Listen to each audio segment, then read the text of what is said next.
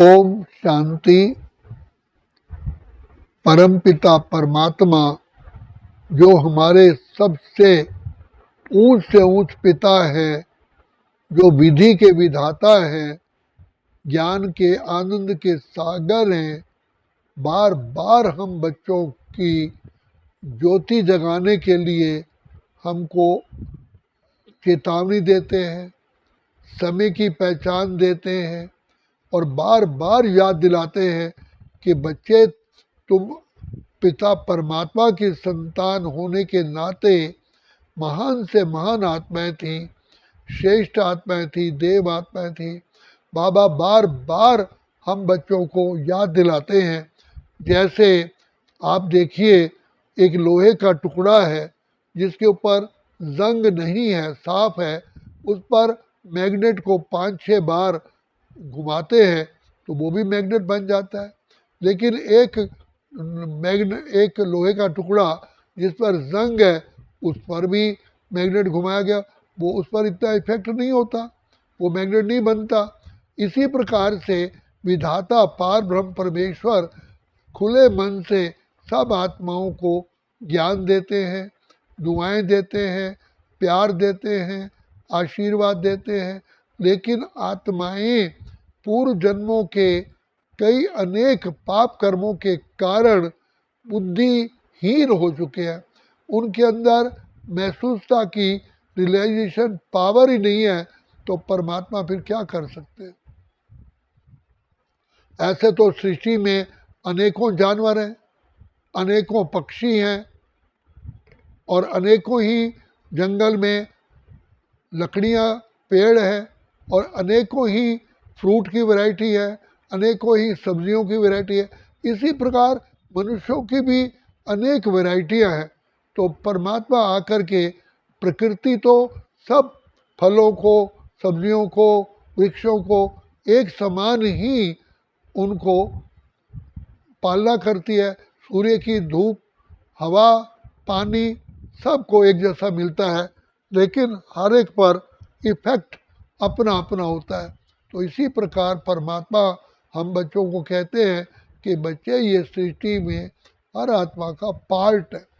जैसे 6 वोल्ट की बैटरी है, कोई भी 9 वोल्ट की नहीं बना सकता, उसको चार्ज ही नहीं कर सकता। 6 वोल्ट की बैटरी 6 वोल्ट तक ही चार्ज होगी, 9 वोल्ट की बैटरी 9 वोल्ट तक ही चार्ज होगी, चाहे उसको 10 घंटे एक्स्ट्रा लगाए रखो। इसी प्रकार से हर आत्मा की अपनी अपनी शक्तियाँ हैं। तो 33 करोड़ देवी देवताएं जो हैं, वो भी, उनमें भी सारे तो सर्वगुण संपन्न और हाई क्वालिटी के नहीं बनते हैं। कोई 16 कला है, कोई 15.5 कला है, कोई 15 कला है, कोई 14 कला है, कोई इसी प्रकार से 13 कला है। और द्वापर के अंत में त्रेता के अंत में 12 कलाएं हो जाती हैं।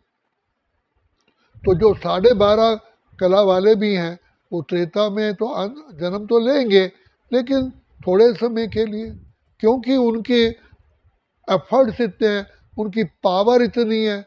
तो बाबा कहते हैं, बच्चे, ये सृष्टि नाटक है। हर आत्मा का मैं पार्ट फिक्स नहीं करता, लेकिन हर आत्मा को अपने आप ही वो पार्ट पसंद आता है। जैसे सन्यासियों को सन्यासी पसंद आता है, पुलिसमैन ऑफिसर होगा पिछले जन्म में, तो उसको नेक्स्ट बर्थ में जन्म लेने से या तो आर्मी में जाएगा, क्योंकि या पुलिस में जा, क्योंकि आत्मा मन, बुद्धि और संस्कार सहित है।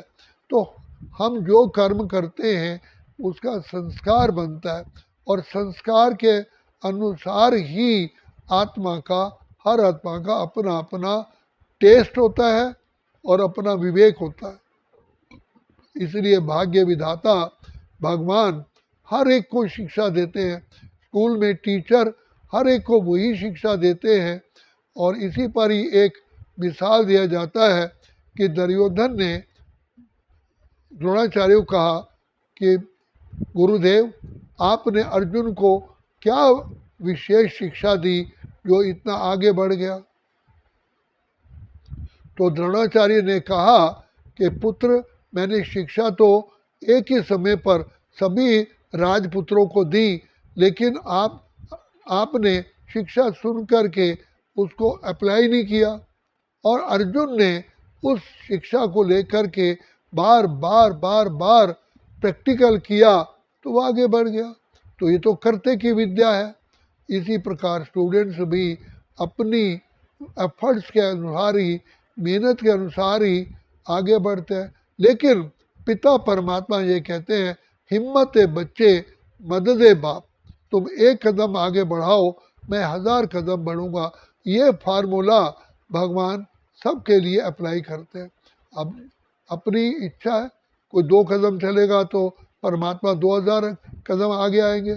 अगर कोई 4 कदम चलेगा तो परमात्मा भी 4000 कदम ही आएंगे। कोई 20 कदम आगे बढ़ाएगा तो परमात्मा 20। तो परमात्मा तो आकर के हर आत्मा को शिक्षा देते हैं, लेकिन जीव आत्मा अपना ही मित्र, अपना शत्रु है। तो भगवान कहते हैं, जो आत्मा जितना पुरुषार्थ करती है, या जितना जो बच्चे स्कूल के एग्जामिनेशन के पेपर में जो लिखते हैं, तो जो चेकिंग करने वाला है वो उसकी लिखत के मुताबिक ही तो उसको मार्क्स देता है।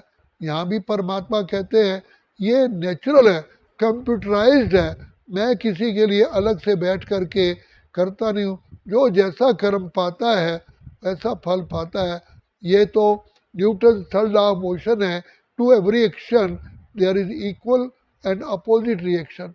इसलिए भाग्य विधाता बिना किसी भेदभाव के हम सब आत्माओं को ज्ञान का, आनंद का, शांति का, प्रेम का, पवित्रता का, शक्तियों का खजाना देते हैं। लेकिन झोली भरने वाले अपनी यथाशक्ति अनुसार ही उसे धारण करते हैं, ग्रहण करते हैं। और वो झोली है बुद्धि। तो जिसकी जैसी बुद्धि है वैसा। लेकिन भगवान बुद्धि को भी पावरफुल बनाने के लिए कहते हैं कि बच्चे मुझ बाप को जो याद करते हैं वो बुद्धिमान बनते हैं। बुद्धि मांगने से नहीं मिलेगी, लेकिन पिता परमात्मा को याद करने से मिलेगी। अगर आप अपना मोबाइल का चार्ज करते हैं 15 मिनट, तो 15 मिनट ही शक्ति ले पाएगा। अगर उसको 1 घंटा चार्ज करोगे तो 1 घंटा ही पावरफुल बन जाएगा। इसी प्रकार यहाँ भी ऐसे ही है। तो परमात्मा कहते हैं, मैं तो निष्पक्ष भाव से सब आत्माओं कहता हूँ कि बच्चे तुम नंबर 1 पद पाओ।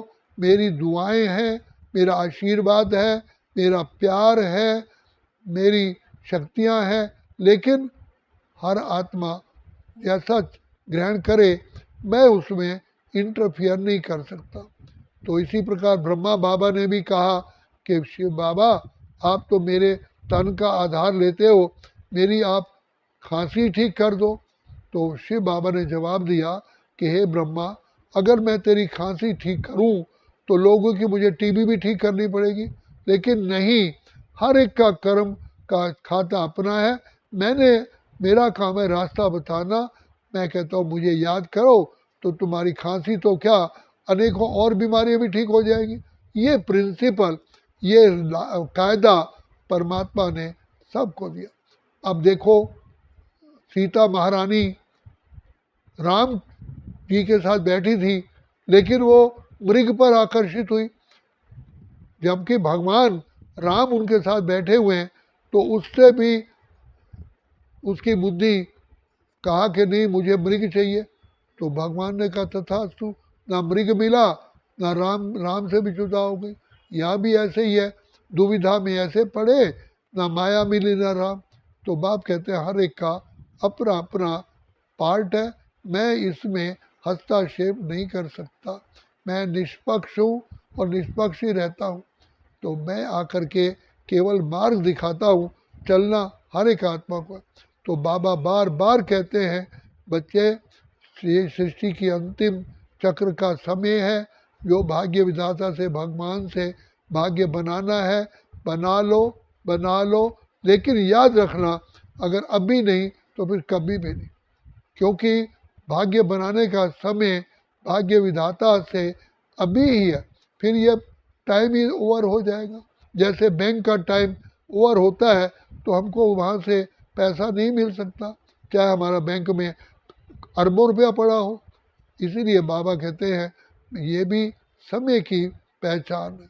समय पर अगर किसान खेत में बोता है तो उस समय पर उसका फल पाता है।